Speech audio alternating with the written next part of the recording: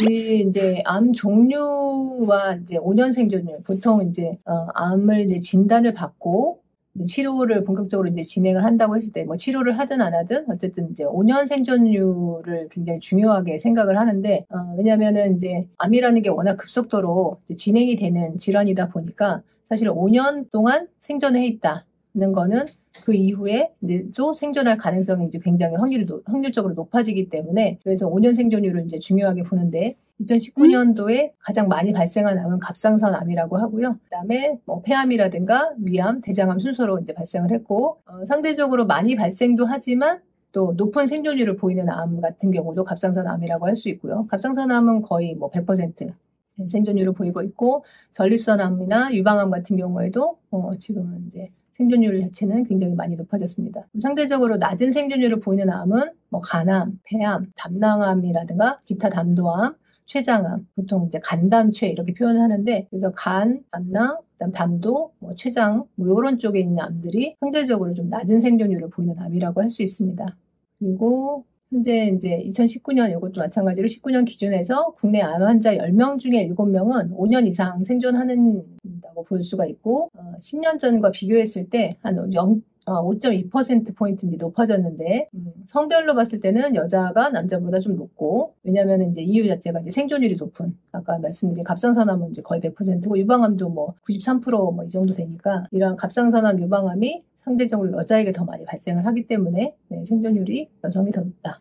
하지만 이게 이제 전체적인 통계를 봤을 때는 이런 이제 통계를 보이는데, 지금 이제 5년 생존율에 같은 이제 암이라고 하더라도, 예를 들어서 유방암인데 병기별에 따라서는 당연히 다르겠죠.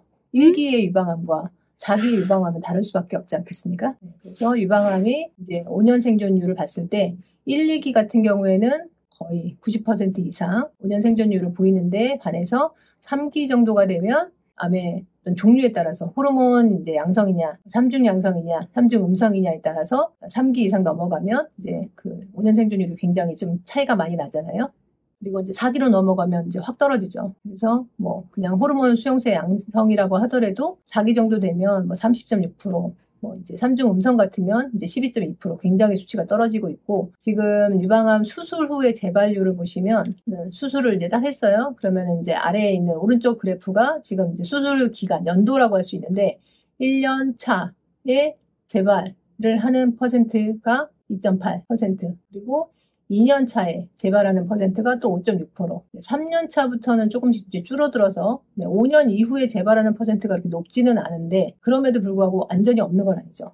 5년 생존했다고 해서 그 이후에 재발을 전혀 안 하느냐, 재발의 위험에서 완전히 벗어났느냐, 그건 아니라는 거죠. 그래서 한번 암 환자로 진단을 받고 그러면 사실 이제 5년 생존율 굉장히 중요하고, 그 이후에 또 관리를 잘 해서 다시 이런 재발이 되지 않고 또 전이되지 않게 하는 것들이 굉장히 중요하다고 할 수가 있고요.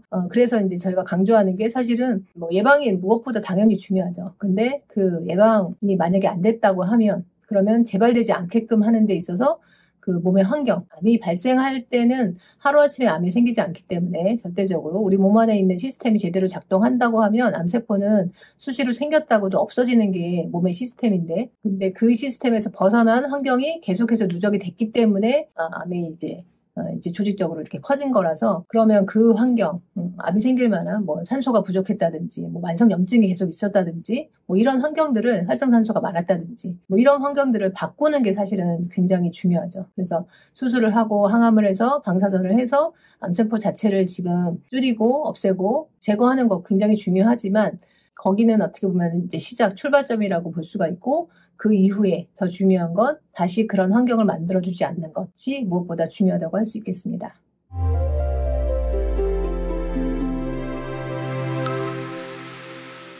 자, 그러면 재발과 전이 방지를 위한 방법에는 어떤 게 있을까요?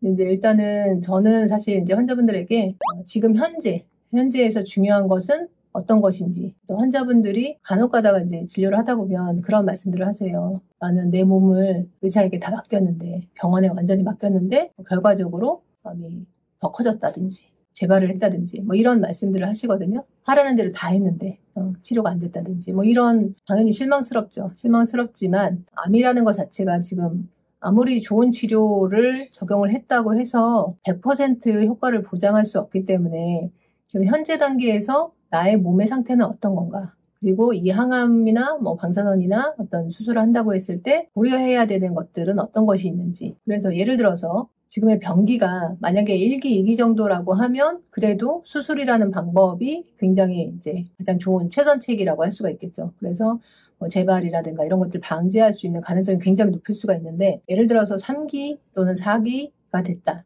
라고 했을 때 보통 이제 수술을 할 수 있느냐 없느냐에 따라서 그다음에 이제 뭐 항암 또는 이제 방사선 치료를 이제 계획을 세울 텐데, 그렇게 병기가 이제 오래 진행이 되고 몸의 상태, 환자의 컨디션이 어느냐에 따라서 이 항암을 또 수술이라든가 항암이라든가 방사선을 병원에서 이제 얘기해주는 일정대로 잘 완료를 해낼 수 있는지, 그 부분은 사실 환자분들 또 보호자들이 공부를 많이 해야 돼요. 그래서 통계로 나와 있는 이미 뭐 국립암센터라든가 뭐 이런 이제 여러 가지 이제 통계들이 많이 나와 있잖아요. 그래서 내가 현재 암의 뭐 종류 또는 병기 1기냐 2기냐 이거에 따라서 또 어떤 뭐 호르몬 양성이냐 뭐 어쩌냐 이런 거에 따라서 과연 이 수술이라고 하는 방법, 병원에서 추천해주는 방법을 당연히 권위 있는 또 전문가인 이제 의사가 설명을 하겠지만 그 부분에 대해서 환자도 정확한 내용을 알아야 되고요. 그리고 보호자도 당연히 내용을 알아야 됩니다.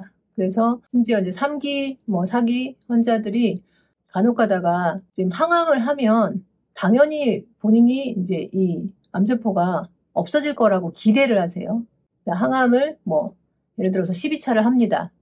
합시다. 라고 이제 얘기를 들었다고 쳐요. 12차를 해나가는 동안 여러 가지 부작용이 있다고 말씀드렸잖아요. 그 부작용을 다 견뎌가면서 진짜 살 쭉쭉 빠지고 힘들어가면서도 어쨌든 완료를 했어. 근데 다시 검사를 해보니 암세포가 기대했던 것만큼 줄지 않았어. 아니면 오히려 더 커졌어. 뭐 전이 됐어. 이런 얘기를 들었을 때 아까 말씀드린 것처럼 나는 병원에 하라는 대로 다 했는데 왜 이런 결과가 나왔느냐라고 이제 실망을 하시는데, 사실 그거는 아마도 그 진료하시는 주치의 선생님이 얘기를 안 하시진 않았을 거예요.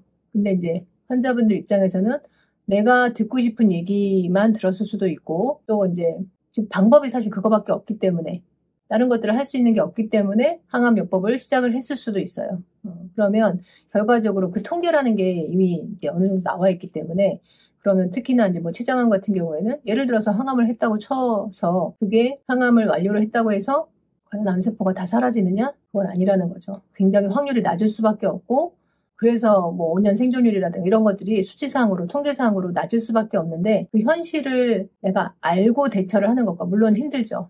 당연히 굉장히 충격적이고 힘들 수밖에 없지만, 그럼에도 불구하고 그러면 지금 시기에서 어떤 치료를, 시간이 무한정 남아있거나 또는 경제적인 부분도 무한정 있는 게 아니기 때문에, 그러면 현재 내 상태에 맞춰서 어떤 치료들을 어떻게 할 것인가, 이 부분은 마음도 급하고 빨리 뭔가를 했을 때 그런 조급한 마음이 당연히 들지만, 사실은 그런 치료를 하면서 또 공부를 하고 내 몸 상태에 대해서 과연 내 현재 몸의 상태뿐만 아니라 말씀드리는 것처럼 내 마음의 상태, 나는 이 치료를 통해서 얻고자 하는 게 무엇인가, 또 그동안 내가 이런 암이 이렇게 진행이 되기까지 내 몸의 환경을 어떻게 만들어 왔는지 한 번쯤은 차근차근 좀 돌아보고 그 안에서 생길 수 있는 그런 이제 환경들을, 가급적이면 환경을 더 줄일 수 있는 방향으로, 그리고 몸이 나타내는 어떤 증상들에 대해서 조금은 이제 편하게, 만약에 통증이 너무 심한데 그냥 무작정 뭐 통증을 참는다든지 이게 아니라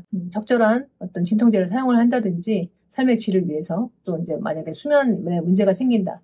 수면은 사실 어떤 면으로든 수면의 시간과 질을 확보하는 건 굉장히 중요하거든요. 그래서 수면의 문제를 적절하게 잘 관리를 한다든지, 뭐 식사도 마찬가지, 뭐 소화 마찬가지 해서 그런 부분들을 시기적절하게 어떻게 하면은 현재 삶의 질을 유지를 하면서 또 암의 치료를 같이 병행을 할 것인지, 그리고 주변의 가족들이라든가 관계들에 있어서도 무작정 뭐 한 가지 방법만 고수를 한다든지 뭐 이런 게 아니라 좀 종합적으로 다각도로 접근을 할 필요가 있겠다. 그래서 그런 부분에 대해서 말씀을 드리고, 마지막으로 아까도 말씀드렸지만 유방암이 이제 병기별로 원격 전이율이 지금 보시면은 5년, 10년, 뭐 15년, 심지어 20년이 지나고 나서도 원격으로 이렇게 전이되는 경우들이 통계상으로 나와 있기 때문에 겁을 주려는 게 아니라 이게 이제 이런 현실에 대해서 내가 충분히 자각을 하고 수술을 했다고 해서 항암을 다 완료했다고 해서 5년이 됐다고 해서 그냥 안심하고 그냥 놔둘 게 아니라 어떻게 보면 다시 암이 발생할 수 있을 만한 환경에서 어떻게 하면 환경을 잘 만들어 가느냐. 이게 이제 더 중요하다는 점을 다시 한번 강조를 드리면서 마무리하도록 하겠습니다.